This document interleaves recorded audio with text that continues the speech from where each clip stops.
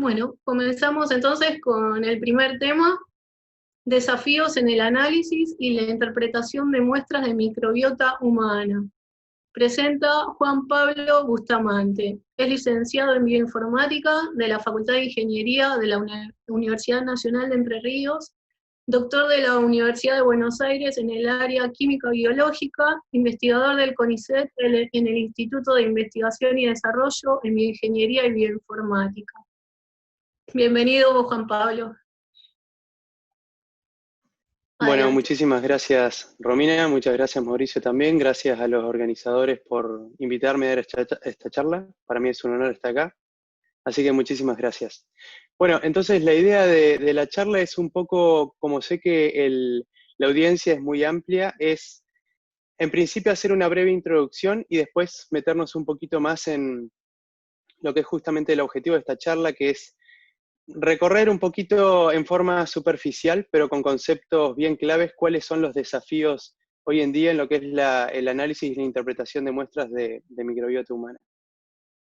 Entonces, para arrancar, primero quiero empezar haciendo una distinción importante entre el concepto de microbiota y microbioma. Básicamente, cuando uno habla de microbiota, se refiere a los microorganismos que componen esa microbiota, ¿sí? A las bacterias, las arqueas, los protistas, los hongos y los virus. Y cuando uno habla de microbioma, se está refiriendo a todo el contenido genético de esos microorganismos, ¿sí? Ahora, para continuar, todos estos microorganismos, básicamente me gusta esta figura porque es un poquito como una representación de los tipos de microorganismos que tenemos en nuestro organismo, ¿no? Básicamente tenemos una mezcla de un montón de microorganismos que se les llama comensales, a otros simbióticos, a otros patógenos. Y eso tiene un poquito que ver en los dos primeros casos, los de comensales y simbióticos, en que son un montón de microorganismos que nosotros necesitamos, ¿sí? para vivir, básicamente para hacer todas las funciones que nuestras células y nuestros órganos realizan. Entonces, muchos de ellos se benefician estando dentro de nuestro cuerpo, pero nosotros también sacamos mucho provecho de esa relación y por eso es una simbiosis entre nuestros microorganismos y nuestro cuerpo. Y por el contrario, después tenemos también a los patógenos, ¿sí? Que vamos a ver ahora en 2 diapositivas, que son básicamente microorganismos, pueden ser cualquiera de estos microorganismos, que generan distintos tipos de enfermedades dentro de nuestro microorganismo.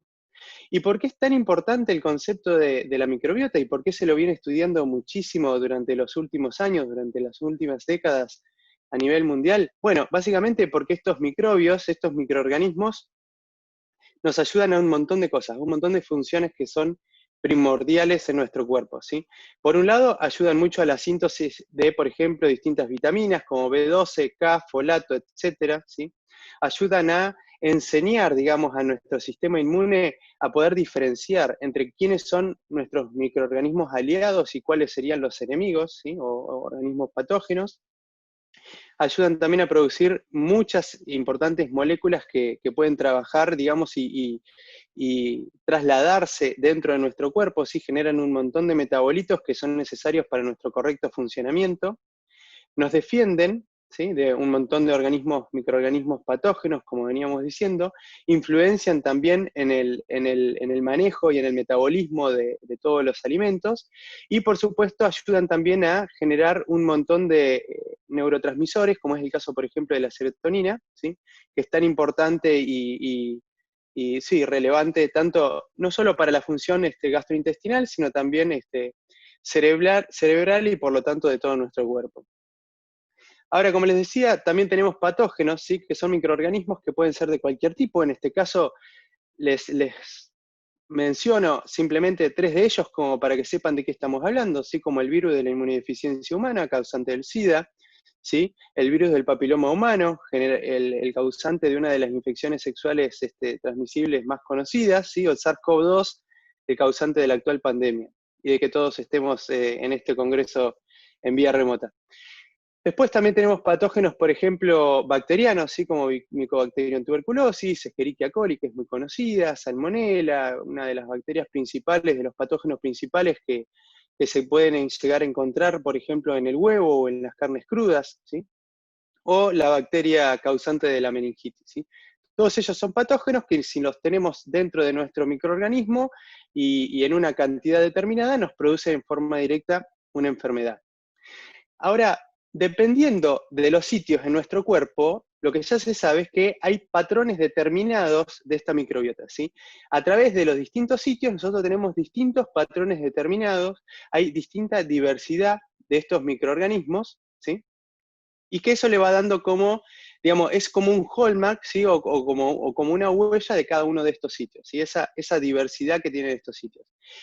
Y en función un poco del balance o del desbalance es que vamos a estar dentro, digamos, de lo que se conoce o lo que se suele mencionar como un estadio saludable o un estadio de enfermedad, ¿sí?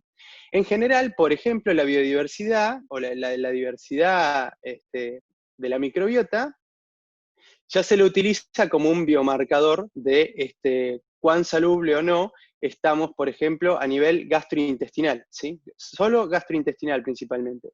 Para los otros sitios hay algunos patrones marcados, dependiendo un poco de la etnia y algunos otros factores que vamos a ver, pero por ejemplo también tenemos otros sitios como ser la vagina, en el cual uno sabe que la diversidad no es un marcador, digamos, de que la vagina se encuentre saludable, sino todo lo contrario. En la vagina hay preponderancia del género Lactobacillus, de hecho más del 90% en una vagina saludable es Lactobacillus lo que reina, digamos, y no la diversidad de muchos microorganismos.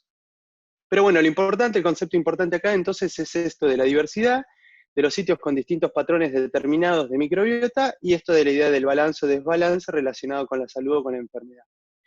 Ahora, si nosotros hacemos un zoom en alguno de todos estos colores, en función de los distintos tipos de microorganismos que pueda haber, ¿sí? Supongan que nos quedamos con el color azul, ¿sí?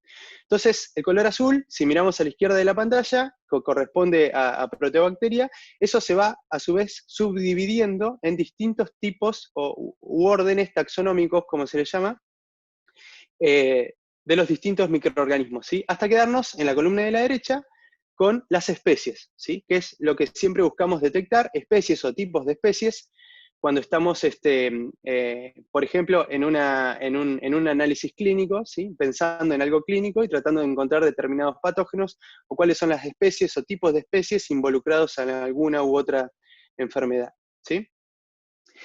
Ahora bien, hasta acá hice como una breve o muy breve introducción, y ahora vamos a charlar un poquito, sí, más con lo que tiene que ver con el objetivo de esta charla, y es tratar de abordar de forma un poco superficial, pero con cierta profundidad, cuáles son las consideraciones que tenemos que tener en cuenta al momento de estudiar la microbiota y el microbioma humano. Entonces, en primera instancia, imagínense esto, ¿no? Nosotros tenemos 3 tubitos que corresponden cada uno a una muestra diferente, ¿sí? Tenemos la muestra 1, la muestra 2 y la muestra 3. Fíjense que, básicamente, y para hacer un ejemplo sencillo, aquí tendríamos 2 microorganismos, ¿sí? Háganse la idea que tenemos el microorganismo A y el microorganismo B. Entonces, fíjense que cada uno de ellos, digamos, tiene distintas proporciones, ¿sí? O, en este caso, distintas cantidades del microorganismo A y del microorganismo B. Entonces, la idea es que uno lo secuencia, ¿sí? Como ahí dice, población bacteriana, podría ser población bacteriana o podría ser población de microbiota en general, ¿sí? En general, la mayoría de los estudios estudian la parte justamente bacteriana de la microbiota, pero como vimos recién, podrían estudiarse también los otros microorganismos, ¿sí? Los hongos, las arqueas, los virus, etc. Entonces, cuando uno pasa a través del proceso de secuenciación, uno de los conceptos más importantes acá y de las consideraciones para luego los análisis y la interpretación de toda la información, es que la microbiota es composicional. ¿Qué significa esto? Fíjense que cuando uno atraviesa el proceso de secuenciación, después lo que uno obtiene, a través de, luego de hacer un procesamiento, de lo cual no nos vamos a interiorizar en esta charla, es básicamente unas barritas, ¿sí? Como pueden ver aquí abajo a la derecha, ¿sí? En forma de proporciones, ¿sí? Y por eso es que cuando hablamos de microbiota, en general, o en prácticamente casi todos los casos y en todos los papers publicados, hablamos de distintas proporciones y de proporciones relativas, ¿sí? Abundancias relativas de los distintos microorganismos. ¿Por qué relativa? Fíjense que va de 0 a 1, ¿sí? La proporción del microorganismo A respecto a la proporción del microorganismo B. Y aquí ya hay información que empezamos a perder, ¿no? Porque de nuevo, acá en principio no tenemos información cuantitativa, sino más bien algo cualitativa cualitativo en base a una proporción, ¿sí? Si nosotros queremos obtener o queremos partir de esta información de secuenciación y de las abundancias relativas y con eso tratar de estimar la cantidad real que teníamos de los microorganismos, eso es algo que no podemos hacer, ¿sí? No podemos ir un paso atrás de la secuenciación. Ahora hay algunos kits y algunas cosas que si quieren cuando en el espacio de preguntas me lo pueden preguntar o después yo les dejo mi contacto y podemos avanzar sobre eso.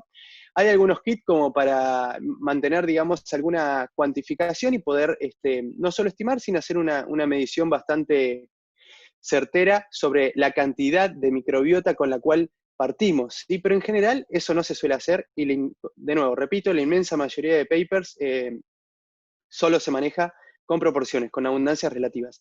Y fíjense que aquí ya estamos perdiendo parte de la información, ¿no? Yo de golpe no estoy pudiendo diferenciar si la segunda barra corresponde a la muestra 2 o a la 3, ¿sí? Porque básicamente es lo mismo. ¿Por qué es lo mismo? Porque hay la misma proporción de microorganismo B comparado con la de microorganismo A, ¿sí? Entonces, en principio, antes de secuenciar, yo podía diferenciar entre la muestra 2 y la muestra 3 porque había distinta cantidad.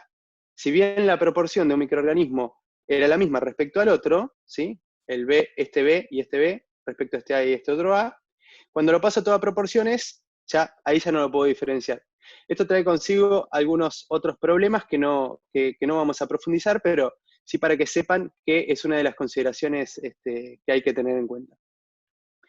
Otro de los factores, hay un montón de factores que modulan la microbiota, ¿sí?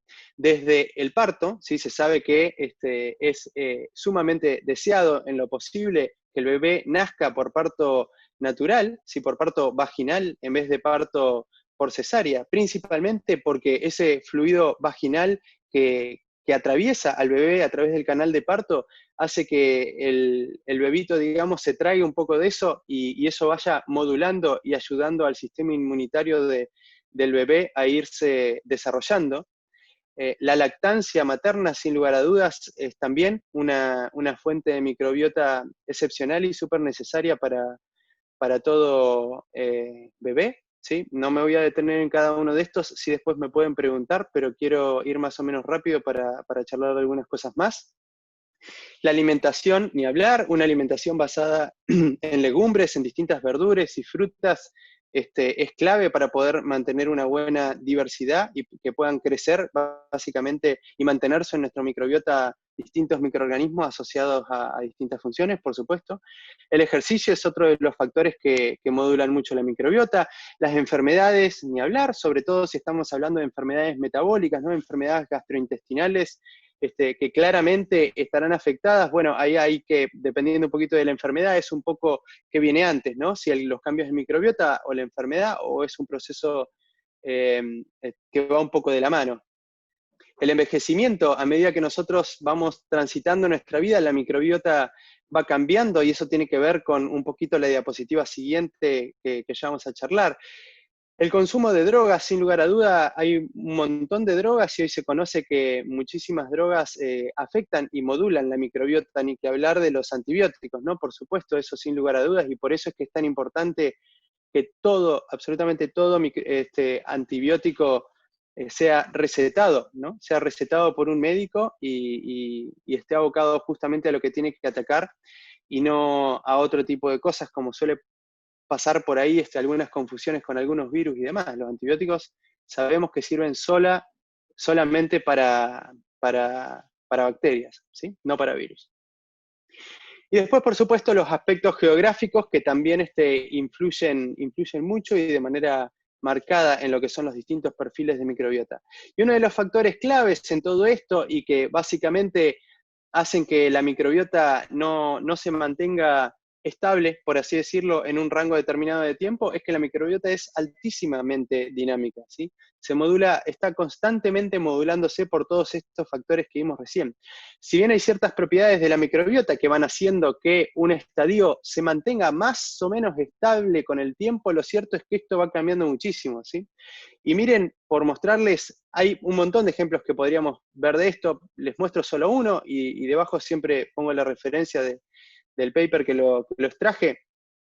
Aquí tienen, por ejemplo, un seguimiento de un año, ¿sí? Esos números corresponden a días, son cerca de 360 días, un seguimiento de un año en un paciente. ¿Sí? Fíjense que el orden taxonómico usado, ¿sí? Las palabritas ahí, proteobacteria, actinobacteria, firmicutes, etcétera, es un orden alto, es decir, aquí no estamos viendo razón de especies, ni mucho menos tampoco géneros, ¿sí? Pero fíjense que si bien hay más o menos como una tendencia, el perfil va cambiando bastante. Y ni hablar cerca del día 100, ¿sí? Algunos días antes y unos días después, cuando esta persona atravesó una enfermedad gastrointestinal, ¿sí?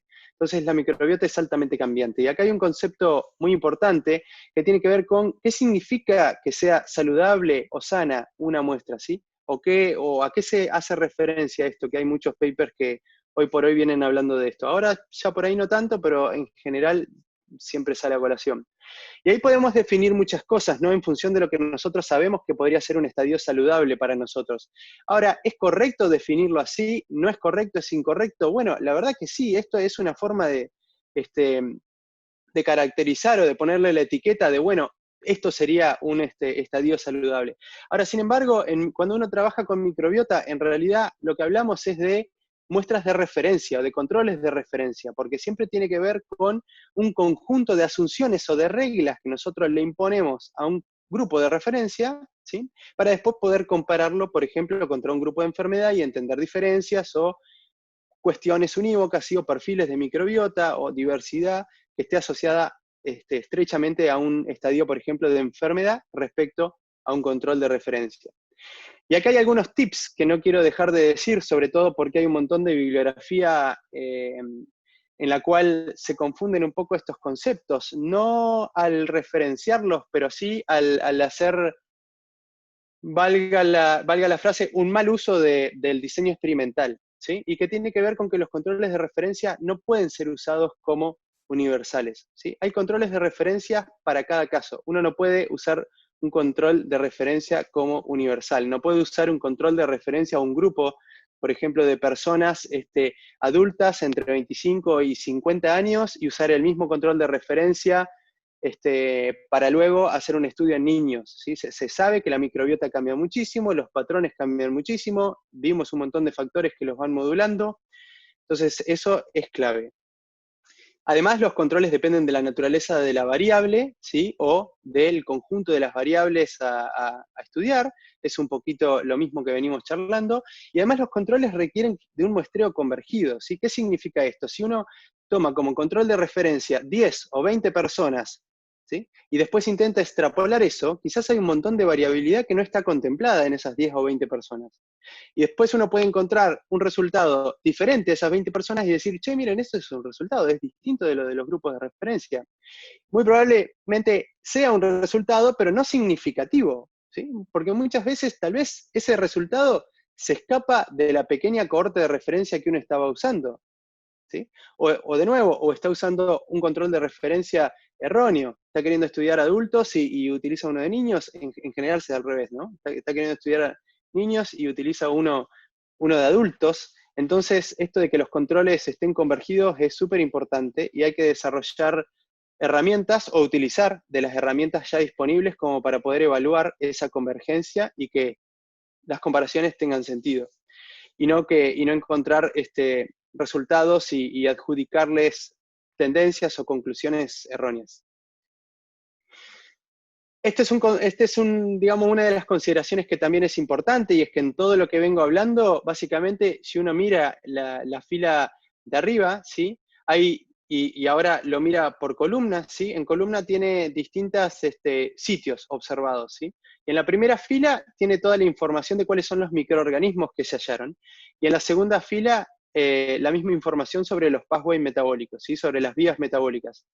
Y fíjense que básicamente lo que muestra esta figura, o lo que quiero comentarles a ustedes, de nuevo, hay muchos papers que lo muestran, yo voy eligiendo de cada tema uno solo porque si no, no vamos a llegar con el tiempo, y es que básicamente, independientemente de la microbiota, ¿sí? Independientemente de los microorganismos presentes, hay muchas vías metabólicas que se mantienen prácticamente inalteradas, como pueden ver aquí debajo, ¿sí? Si pueden ver los colorcitos, prácticamente no se modifican. Por supuesto que hay cambios, pero las tendencias generales muestran que no se modifican.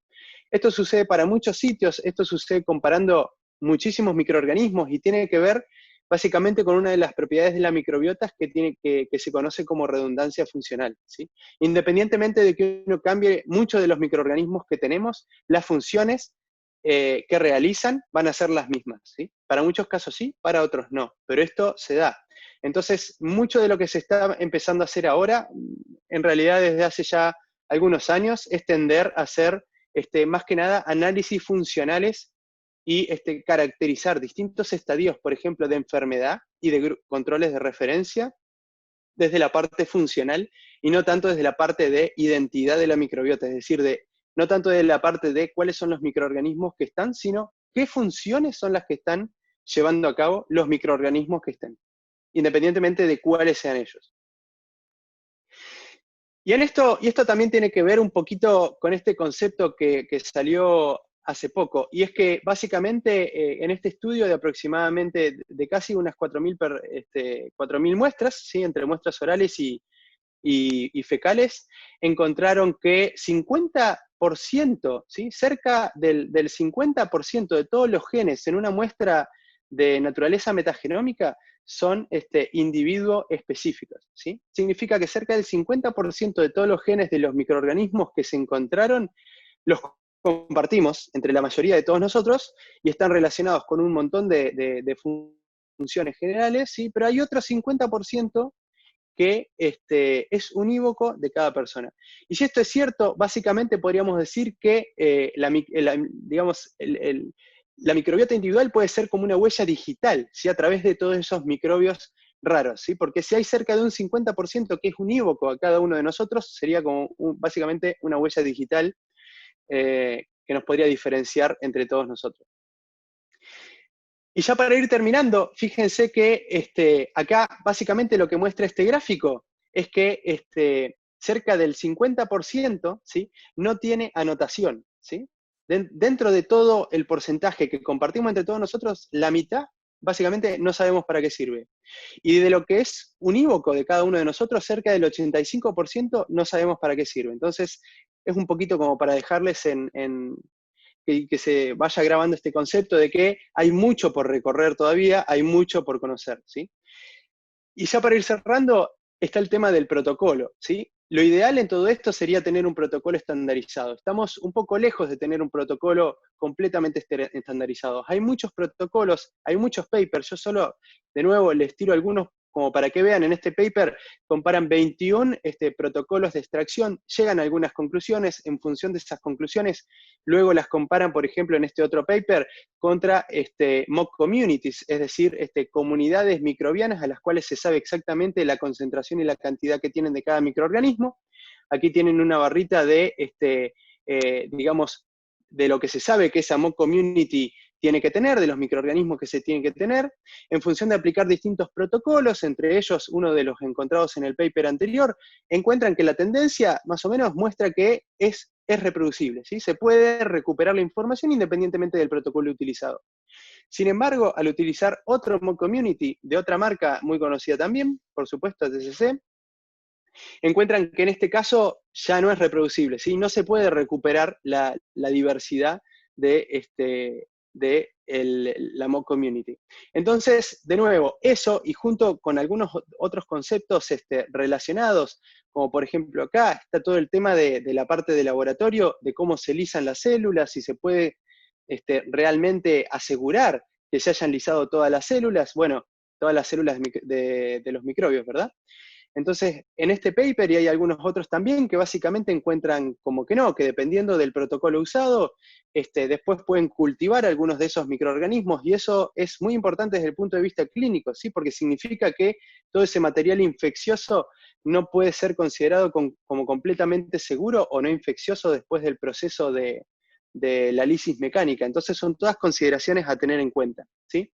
Y eso nos hace llevar básicamente, y ya terminando con todo esto, es que de nuevo, no hay un protocolo estandarizado, no hay un protocolo único, hay muchos protocolos, hay muchísimos esfuerzos internacionales detrás de esto, pero lo cierto es que hay mucho que nos queda todavía por aprender y por avanzar en esto de la microbiota y el microbioma humano. Y me quedo con esto último, que básicamente se presentó en un congreso que estuve presente en Madrid a principios de este año, Y Colin Hill, un investigador irlandés que respeto muchísimo en el área, básicamente lo que él mostraba es, si ustedes quieren saber con qué está relacionado el microbioma, con qué está relacionada la microbiota, con qué tipo de enfermedades, básicamente, él lo decía un poquito como de forma irónica, ¿no? Pero él decía como, bueno, tienen el microbiome titer generator. Él dice, bueno, mira, básicamente independientemente de la variable que uno ponga, del factor que esté estudiando el microbioma y de la sintomatología en el huésped, siempre va a encontrar alguna relación. Pero hay algo muy importante y es que no hay que confundir lo que es correlación de causalidad, ¿sí? Y si a todo esto le sumamos la importancia de todo el abordaje teórico, ¿sí? De todo el abordaje del protocolo que hay que considerar, son muchísimas las variables a tener en cuenta, ¿sí? Y con eso termino. Aquí les dejo simplemente unas conclusiones y perspectivas, pero básicamente a mí me gusta decir que es realmente un arte esto de realizar estudios de microbiota y microbiomas humanos en la clínica médica. Hay muchísimos factores que hay que tener en cuenta y hacerlo bien, realmente, es difícil, es complejo, pero es lo que tenemos que hacer, ¿sí? Y básicamente es donde tenemos que aplicar una buena rigurosidad técnica y científica, que son claves para poder hacer un análisis de microbiota que sea preciso, reproducible y exhaustivo, y como pongo ahí entre paréntesis, dependiendo de los alcances y las limitaciones de cada una de las técnicas que usemos en nuestro protocolo. Y con eso terminé. Muchas gracias. Muchas gracias, Juan Pablo. Vamos a ver si hay algunas preguntas, si tienen preguntas por acá en el chat. ¿Alguien quiere preguntar algo? ¿Alguna pregunta? Yo podría aprovechar para preguntarte algo, ya que estamos. Cuando nos contabas sobre lo poco que se sabe todavía sobre la microbiota, tanto a nivel taxonómico como funcional, ¿existe algún proyecto internacional importante que esté recolectando información como para entre todos poder mantener una base de datos estándar? Sí, por supuesto, hay muchos. Pasa que el problema ahí tiene que ver con que no podemos hacer lo que se hizo con el genoma humano, ¿no? Donde uno tiene como un conjunto de genomas y después todo se contrasta contra eso. Acá es muy difícil porque fíjate que como veíamos, hay muchos factores que lo condicionan. Entonces, básicamente, no nos sirve demasiado compararnos contra digamos, una cohorte de referencia de Estados Unidos o de China o de España o de donde sea. Tenemos que generar nuestra propia cohorte de referencia. Entonces, si bien hay un montón de esfuerzos internacionales y eso ayuda y va ayudando, por supuesto, y nos va abriendo el camino hacia distintas futuras aplicaciones, para hacerlo aquí en Argentina, yo soy un convencido de que tenemos que trabajar en nuestro propio corte de referencia y de nuevo, como decía, la propia corte de referencia para cada estudio que se busque hacer. Ese sería el ideal, ¿no? Pero bueno, después hay un montón de matices en el medio. Bueno, muchas gracias. Gracias a ustedes. ¿Alguna pregunta más? Muy bien. A ver, acá Susana. Susana pregunta, ¿qué alimentos estimulan la formación de microbiota? Bueno, ahí depende, pero básicamente, como comentaba muy rápidamente, una alimentación basada en legumbres, por ejemplo, y en distintas verduras de hojas verdes es súper importante para todo lo que tiene que ver con microorganismos que se alimentan de alimentos con fibras, ¿sí? Y eso es básicamente un poquito la base que uno debería tener como para intentar diversificar su microbiota y poder básicamente comer de todo, básicamente, ¿sí? Porque hay un montón de problemas gastrointestinales en donde muchos médicos, no todos, por supuesto, pero muchos médicos suelen decir, bueno, no, mirá, la fibra te hace mal, no tienen que comer alimentos con fibra, tienen colon irritable, tienen problemas gastrointestinales, así que guarda con lo que comen. Y en realidad lo que se debería hacer es exactamente lo contrario. Es exactamente lo contrario. Se debería empezar por una dieta o por una alimentación, digamos, basada en legumbres, de a poco, ¿sí? Pero periódico, manteniéndolo como para ir ejercitando la microbiota, que puede ir creciendo, que se puede ir estableciendo, que se pueda ir colonizando parte del intestino y después ayudar a mantenerla. Entonces, para eso hay un montón de de alimentos, de nuevo, basados y principalmente arrancando por legumbres y hojas verdes y alimentos ricos en fibras que se pueden consumir.